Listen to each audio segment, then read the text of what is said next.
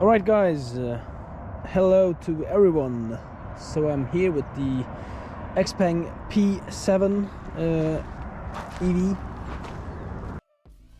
Thank you to Philip at Motor Forum Follow for letting me borrow the car for a test drive. This is another Chinese brand, the Xpeng Motors. They do have quite a bit longer name actually, but they're doing business under this name, so Xpeng Motors it is.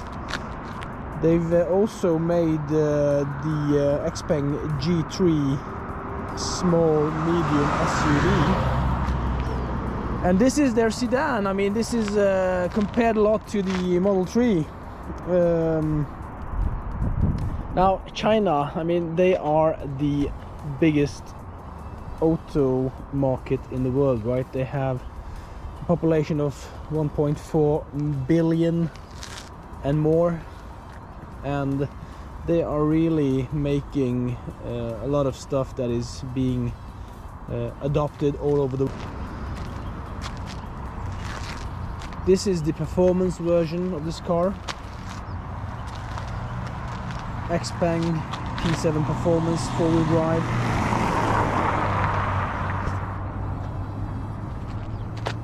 It comes in a few colors: black, gray, red, and then you have a version that has winged doors actually. I mean, the front doors on this, they open like this, right?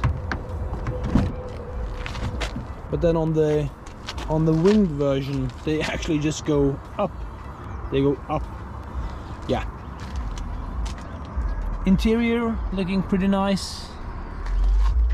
A huge screen up there. I had to reach a bit to get to that display. So you are actually sat quite low in this car. I guess since it's being compared to the Model 3, that's nothing new, right? Alright, so about the trunk. The trunk has a narrow opening. It's not electrically operated in any way, as you can see. I had to manually pull it up, and there is no electric close button. It's deep, but there is not a whole lot you can actually put in there, and you probably won't be able to easily put a children's wagon or whatever you call it in there. And then you have the frunk. I did have some issues trying to get that open, but that's probably on me. The area and space in the frunk is not that huge. You could probably put your cables, your charging cables there, and some other stuff, maybe a shopping bag. But that's it. I'm not really impressed with the frunk or trunk space on this car. So I took the car for a ride, and it was a nice car. It was a nice drive. The wheel was a bit weird because of the design, as you can see. Also, the only physical buttons that I actually was in contact with, except the windows, were on the steering wheel, and the outermost buttons there are actually sometimes in the way. You could easily come in contact with them and just do something to the car which you don't intend to do, right? So unintentionally pressing those buttons is really easy to do. The screen, as I already told you from before, it's a bit far away from you, so you'll have to sit like most I mean, it probably is better for older people, you know. They sit close to the wheel to get a better look at the road, so it probably fits them better than it fits someone my age. I mean, I want to sit comfortably, right, with enough space for my feet, so I don't get cramped, and then in this car it felt like that screen in the middle there, that it was a bit too far away basically. Though it should be said that you you are meant to use voice commands. Now, for me, who is not a native English speaker, that's not always as easy as that. And this car right now um, just only understands English voice commands, and you have to start by saying hi Xpeng. You can't say hello Xpeng. You have to say hi Xpeng, as I found out. WLTP standard. Now the suspension on this performance version is set to standard, I see. The acceleration, the handling, they feel pretty direct, pretty neat. This is a four-wheel drive version, the performance version, that's the four-wheel drive with two engines, and then you have the basic version of this P7, Xpeng P7. It's just rear-wheel drive, so you have to go up to the performance version to get the four-wheel drive. Also, I did get a price for this car, which is including the winter package, which basically is the wheels and some mats. You'll be looking at just under 550,000 Norwegian kroner. Now, after having had this car for about an hour and having spent like 50 kilometers in the car, driving to and from, testing the inputs, the handling, the suspension, and the general feel of the car, as well as basically getting a better idea of the quality of the car, both in terms of material build quality and the quality of engineering. Now, I'm not a mechanic, of course. I'm just a layman, someone who likes cars. Still, overall, I would recommend the Xpeng P7 as a good competitor for the target market, and the target market is the same market as that of the Tesla Model 3, which is the most sold electric car in Norway, I believe. The Xpeng P7 is, in my opinion, in my humble opinion, it feels better and looks better. It looks a bit larger, slightly bigger than the Model 3.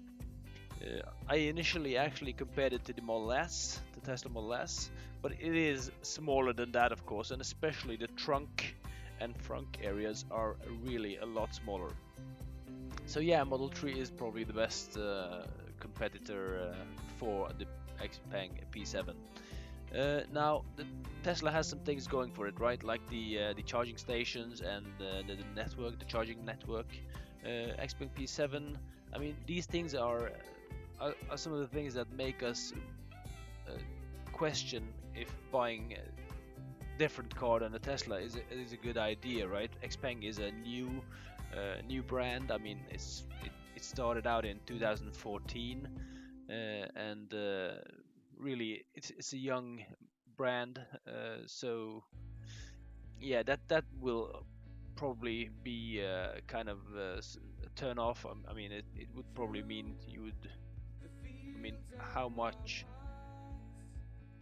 would you value that? I mean, having Tesla is also a young brand, right? But still, they have produced and they have proven that they can do the EV market pretty well in both in terms of charging network station and then bringing good cars to the market, right? Anyway, the interior of the P7 is, in my opinion, just a little more luxurious and has more quality to it than even the earlier Tesla Model S cars. Now, Tesla is not really a luxurious car brand, right? In my opinion, I mean they are just not that. They are quality cars, that's for sure. But luxury isn't what you expect from Tesla. You expect good EV quality. Xpeng has, in my opinion, some good material choices that make it stand out.